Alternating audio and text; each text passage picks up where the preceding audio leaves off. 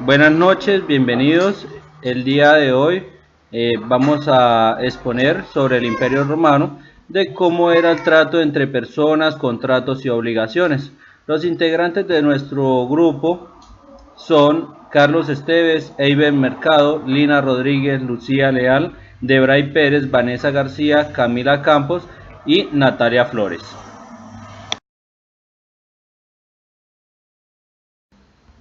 El Imperio Romano fue el tercer periodo de civilización en la Antigüedad clásica, posterior a la República Romana y caracterizado por una forma de gobierno autocrática. En el Imperio Romano las personas tenían tres estatus. Para ser considerada una persona física tenía que tener, pues como había dicho, tres estatus. El primero es status libertatis, que es ser libre. El segundo es status civitatis, que es ser ciudadano. El tercero es status familiae, que es no estar bajo ninguna potestad. Personas. Nació persona jurídica con características propias y definidas, tales como las corporaciones y fundaciones, aptas para adquirir derechos y contraer las obligaciones. Poseen bienes, bienes comunes y fondos propios. También intervienen en relaciones sociales solo por un representante.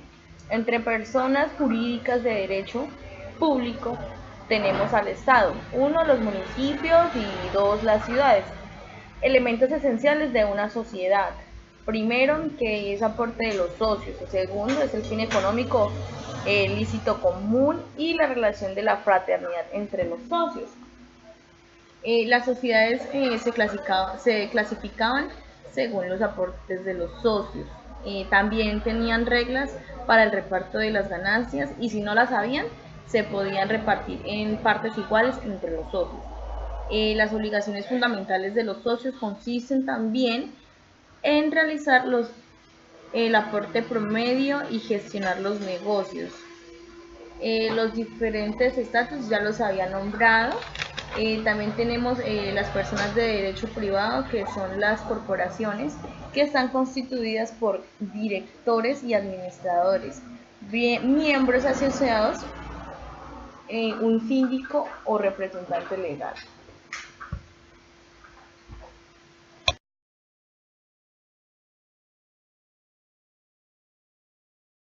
La ciudadanía se otorgaba automáticamente a todos los hijos de un matrimonio legal de un ciudadano. Aquellos que servían en cuerpos militares, bajo las órdenes de los romanos, adquirían ciudadanía. Con el tiempo se hizo costumbre considerar ciudadanos romanos a los habitantes de provincias completos que han mantenido lazos de amistad y comercio con Roma por largo tiempo.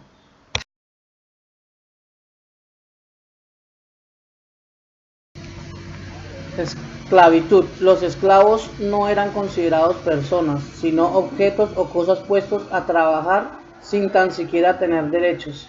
El esclavo no tenía familia ni patrimonio,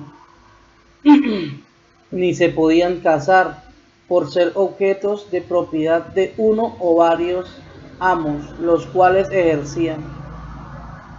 Habían varias causas de esclavitud, entre ellas encontramos por nacimiento, cuando era nacido de padres esclavos, sin importar que el padre fuera libre; por cautividad, dada después de las guerras, los prisioneros pasaban a ser propiedad del Estado, causando la pérdida de derechos, y el Estado podía venderlos a un particular o ponerlos en tareas de servicios públicos. También encontramos por condena penal. A esta clase de esclavos les esperaban 2 lugares por su actuar para pagar sus penas. La primera era las minas y la segunda era en la arena de gladiadores. Está también por sustraerse al censo, por infrecuencia, por no prestar su servicio militar o no acudir a las entidades para el mismo. También tenemos el de la mujer libre que tuviera relaciones con esclavos, aunque su amo no estuviese de acuerdo. Tenemos el por manifestar, por realizar robos o delitos de esa magnitud. Habían diferentes clases de esclavos, entre ellas los que podían mandar a otros esclavos basados en la confianza que le daba el amo. Entonces eso es lo que tenemos y lo que alcanzamos a resumir de los esclavos romanos.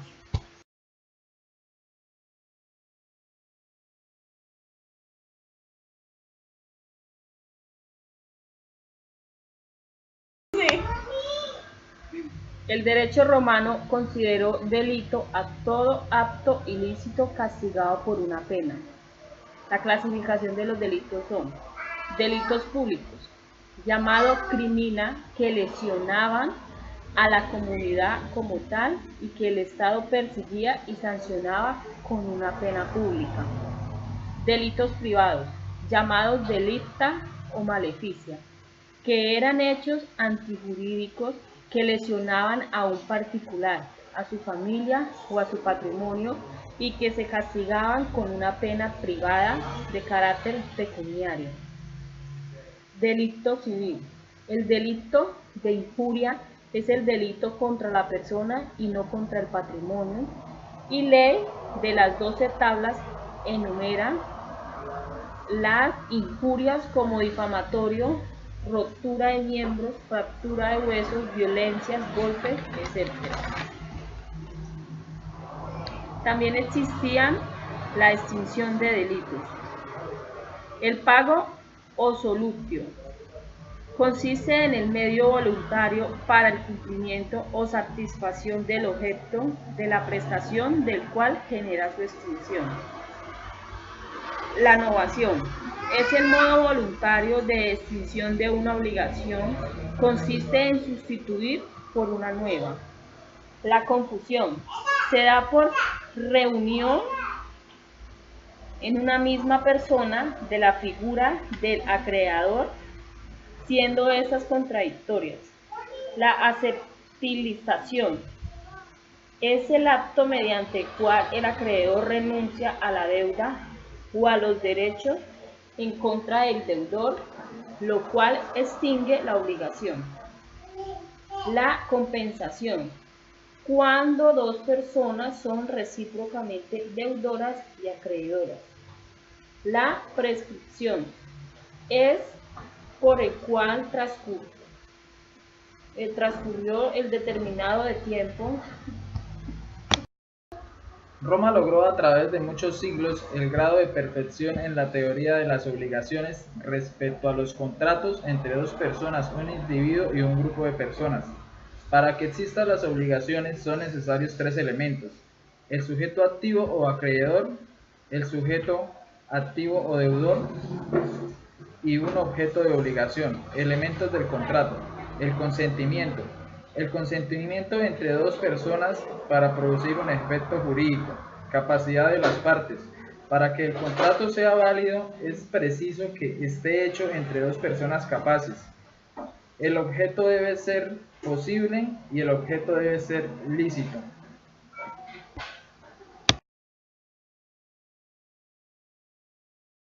Aunque se seguía con la figura autocrática, hay una transición quedando como principal fuente de derecho la legislación imperial. Esto fue por influencia del cristianismo, donde se consideró la esclavitud opuesta al derecho natural. Por lo tanto, estructuraron la política fortaleciendo la libertad y quedando las personas clasificadas como la esclavitud, los colonos y los decuriones. La esclavitud. Lo más común para esclavizar era el nacimiento de madre esclava. Viéndose la degradación de la esclavitud, se desarrolló la imagen de los colonos. Los colonos, quienes se entregaban voluntariamente al servicio de la tierra y luego de 30 años se daba prescripción extraordinaria, solo si el público con ciertos documentos de autorización lo permitía. Se les criminalizaba la marcha o traslado a otro lugar. Decuriones, que son gentes sometidas a cargos públicos como empleos militares, oficial de caballería de las unidades montadas, auxiliares del ejército romano. Este es un contrato real donde dos partes suscriben delante de la autoridad que hace constar la obligación, la cual de no ser cumplida acarrea una responsabilidad penal. Contrato verbal consiste principalmente en el pronunciamiento de palabras solemnes. Se formaliza mediante una pregunta y una respuesta y habla de 3 tipos de contrato verbal: stipulatio, dotis dictum, insurandum liberti. Estos 3 tienen unas características similares: unilateral, oral, presencia de las partes y unidad de acto. Ulpiano señala: si alguien interroga, darás, y otro responde, ¿por qué?, este último quedará obligado. ¿Darás? ¿Por qué no? Contratos consensuales. En ellos se encuentra la compraventa, que es un contrato por medio del cual el vendedor se obliga a transmitir la posesión de una cosa a otro llamado comprador. Locación. Es una persona que le entrega el uso o disfrute de una cosa a otra mediante el pago del alquiler. Señor, necesito que me arriende su parcela. Debe 5 monedas de oro.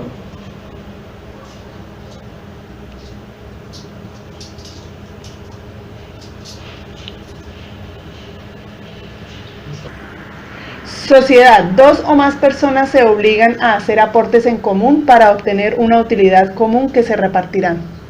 Yo pongo las tierras y usted pone el maíz, y después nos repartimos las ganancias por igual. ¿Está de acuerdo? Listo, así será. Vamos a repartirnos las ganancias. El mandato. Una persona encarga a otra y ésta acepta realizar algo a favor de aquel. Necesito que me cuide la parcela y los chivos. Sí, señor.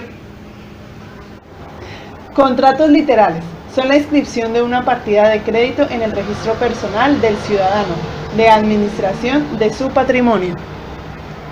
2 caballos, 2 ovejas, un cultivo. Era un documento firmado solamente por el deudor, quedaba en poder del acreedor.